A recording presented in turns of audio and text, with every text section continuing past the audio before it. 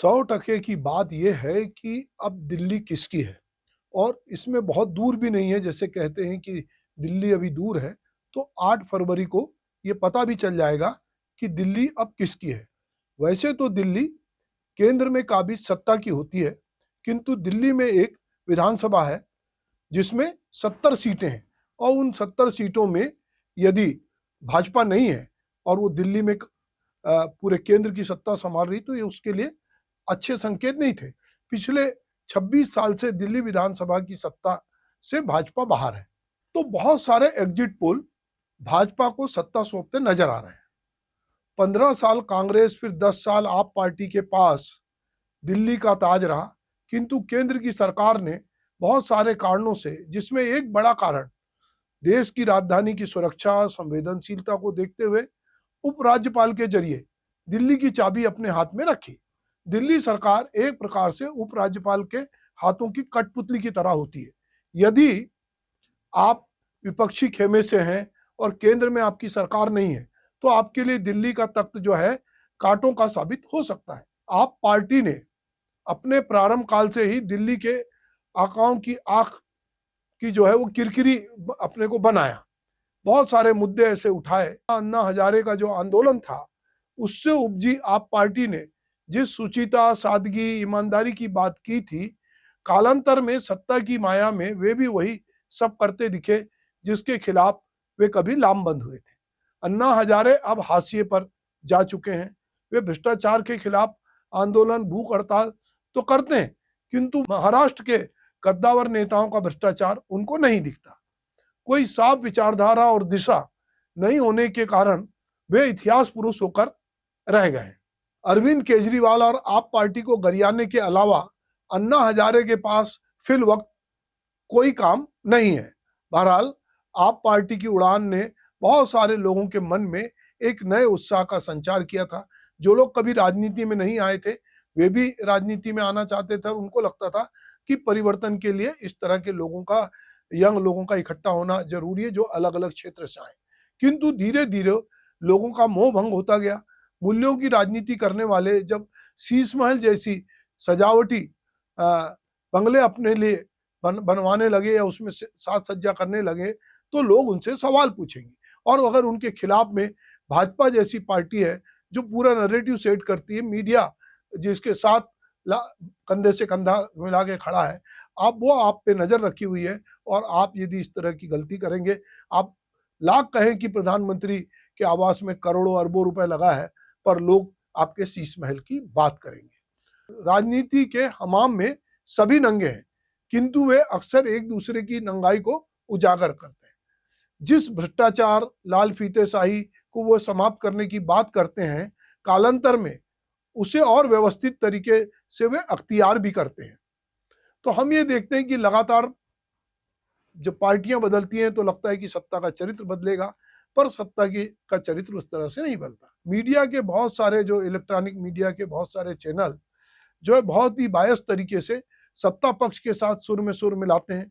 वो विपक्ष को अपना भी विपक्ष मानते हैं, जबकि ये माना जाता है कि मीडिया अपने आप में एक प्रतिपक्ष होता है, पर अब वो सत्ता की गोदी में बैठा दिखाई देता है। आप पार्टी उनके लिए सबसे सॉफ्ट टारगेट है। दिल्ली में यमुना दूषित होती दिखती है, प्रदूषण का स्तर बढ़ता है, पराली के कारण धुएं से लोग परेशान होते हैं।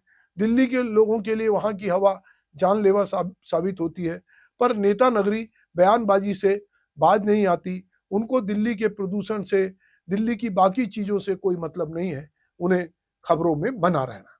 दिल्ली विधानसभा चुनाव 2025 के एग्जिट पोल के नतीजों में संभावित सत्ता परिवर्तन के संकेत दिए। 10 में से 8 एग्जिट पोल भाजपा की बढ़त बता रहे हैं। 26 साल के बाद भाजपा की वापसी के संकेत हैं। 15 साल तक शीला दीक्षित के नेतृत्व वाली कांग्रेस, 10 साल अरविंद केजरीवाल की आप पार्टी दिल्ली पे काबिज रही। कहा जाता है कि प्रधानमंत्री नरेंद्र मोदी की दिल्ली के मतदाताओं को दी गई गारंटी चुनाव परिणामों को प्रभावित करने में महत्वपूर्ण भूमिका उसने निभाई है। कौन कौन से फैक्टर हैं ये बाद में तय होगा, पर ये अभी जो राजनीतिक विश्लेषक हैं वो इस तरह की बात कर रहे हैं। विश्लेषकों का मानना है कि दिल्ली में लगभग जो 60 0.42% जो मतदान हुआ है, जो पिछले चुनाव की तुलना में थोड़ा कम है। जब मतदान का प्रतिशत कम होता है तो सत्ता परिवर्तन के संकेत होते हैं, ऐसा लोगों का मानना है। पर हम ये भी जानते हैं कि जो एग्जिट पोल पिछले 5 चुनाव में आए उसमें 3 झूठे साबित हुए। पर इस चुनाव में ऐसा लगता है कि महिलाओं को लक्ष्य करके पूरी भाजपा ने हर जगह जहां चुनाव लड़ा उसने महिला वोटरों का बड़ा ध्यान रखा। तो महिला वोटरों का वोट भी इस बार इस चुनाव में अहम रोल अदा करेगा, ऐसा लोगों का मानना है। दिल्ली में संभावित सत्ता परिवर्तन के कारणों में कुछ लोग आम आदमी पार्टी के कुछ नेताओं पर हाल ही में लगे गंभीर आरोपों को उससे जोड़ के देखते हैं। उनको लगता है कि शराब की एक बोतल के साथ एक बोतल फ्री जो है उसको उन्होंने उनकी मोहल्ला क्लिनिक और उनकी शिक्षा पे भारी कर दिया और उनको शराब घोटाले में अरविंद केजरीवाल से लेके बहुत सारे उनके नेता जो हैं वो जेल में रहे।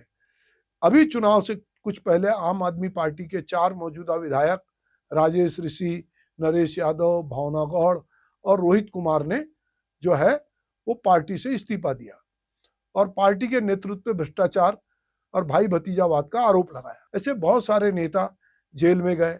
आपके पूर्व मंत्री और अब भाजपा के नेता कैलाश गहलोत ने भी पार्टी नेतृत्व पे गंभीर आरोप लगाया।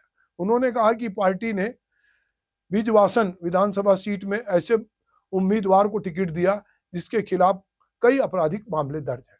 विधानसभा टिकट नहीं मिलने के बाद इस्तीफा देने वाले 8 विधायकों ने बाद में भारतीय जनता पार्टी की सदस्यता ले ली और आप पर उन्होंने आप पार्टी पे भ्रष्टाचार और पारदर्शिता की कमी का आरोप लगाया। चुनाव से ठीक पहले इस तरह विधायकों का इस्तीफा देकर भाजपा में शामिल होना टिकट नहीं मिलने से तो कहीं ना कहीं पार्टी में टूट को इंगित करता है। दिल्ली में यमुना नदी में पानी में जहर की बात और उसमें हरियाणा से जहर मिलाया जा रहा है, ये बात आई, या फिर रेवड़ी कल्चर की बात हो या फिर भ्रष्टाचार की बात हो, ये सभी मुद्दे दिल्ली चुनाव में हावी रहे। दिल्ली का चुनाव देश की सबसे बड़ी और ताकतवर पार्टी भाजपा के लिए नाक का सवाल बन गया है, किंतु सभी पार्टियां चलो दिल्ली का नारा लगाती हैं। चर्चित पत्रकार खुशवंत सिंह का एक बहुचर्चित ऐतिहासिक उपन्यास दिल्ली है जो 1989 में प्रकाशित हुआ था। यह उपन्यास दिल्ली शहर के 600 वर्षों के इतिहास, उसके वैभव, पतन और परिवर्तनों की गाथा है। उपन्यास का नायक एक यायावर पत्रकार है जो लंबे समय बाद दिल्ली लौटता है। दिल्ली के प्रति उसके मन में प्रेम और घृणा का द्वंद्व जो है ये उस उपन्यास की मूल भावना है। उसका संबंध एक हिजड़ा भागमती से होता है जो दिल्ली के विभिन्न पहलुओं का प्रतीक है, सुंदर भी है और कुरूप भी है। भागमती के माध्यम से दिल्ली की उथल पुथल, उसकी राजनीति और उसके सामाजिक पतन को उपन्यासकार ने चित्रित किया है। दिल्ली उपन्यास में कहानीकार ने 14वीं शताब्दी से लेकर 1980 तक के दशक के विस्तृत रूप से उसका विवरण उसमें प्रस्तुत किया है, जिसमें तुगलक है, जिसमें मीर तकी मीर है, औरंगजेब है, नादिर शाह है, बहादुर शाह जफर है, ब्रिटिश राज है, 1857 की क्रांति है, विभाजन है और 1984 के सिख दंगे तक की झलक इस उपन्यास में देखने को मिलती है। दिल्ली अभी भी जो है खुशवंत सिंह के उपन्यास के चरित्र वाली भागमती जैसा ही है। वैसे लोग दिल्ली को दिल वालों की दिल्ली भी कहते हैं, पर आजकल दिल्ली मीडिया वालों की ज़्यादा दिखती है। यही वजह है कि मीडिया बहुत सारी चीज़ें दिल्ली में तय करता है और मीडिया की निष्ठा उसी तरह है हस्तिनापुर के प्रति की जो राज सिंहासन पर बैठेगा उसकी निष्ठा जो है वो जनता के प्रति नहीं है, हस्तिनापुर के प्रति है। तो सिंहासन पर जब भी जो जहाँ बैठेगा तो निश्चित रूप से मीडिया, चूंकि उसे बहुत सारे लाभ जो है राज सिंहासन से हस्तिनापुर की गद्दी से मिलते हैं, तो वो एक तरफा होकर बहुत सारी चीज़ें राज सिंहासन की तरफदारी में दिखाएगा। तो बहरहाल 8 तारीख को पता चलेगा कि दिल्ली पर कौन काबिज होता है, पर अभी तक जो रुझान है और जो सर्वे हैं वो कहते हैं कि इस बार भाजपा जो है वो दिल्ली पर आ रही है और सब लोग कह रहे हैं कि इस बार भाजपा दिल्ली में सत्ता पर आ रही है। और प्रधानमंत्री आपको आपदा वाली पार्टी कह रहे थे, तो वो कहते हैं कि आपदा जा रही है, भाजपा आ रही है। देखते हैं कि 8 तारीख को क्या कुछ होता है। नमस्कार।